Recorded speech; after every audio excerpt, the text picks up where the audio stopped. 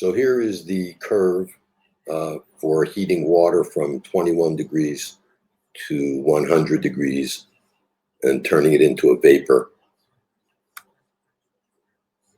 If you start at -10, you'd have to raise the temperature up to 0, which is the melting point. Then you'd raise the temperature up to 100 degrees, which is the boiling point. And then as you heat it further, it would turn into steam up at this region.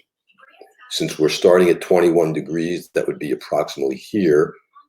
You'd have to heat the water to 100, and you would use this equation where the heat is equal to the mass of the water, whatever it happens to be, times the specific heat, which is 4.184 joules per gram per degree, if you're working in joules, times the change in temperature, which would be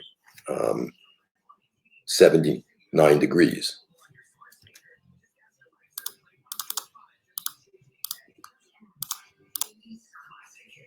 To go from 21 to 100. So that would be the heat required to go from 21 to 100. Then at 100 degrees, you'd have to use Q is equal to the mass times the delta H of vaporization for water. That is just to convert it to a vapor.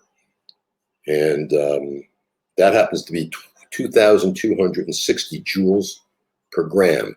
And there is no delta T because all the heat goes into changing the liquid to a vapor.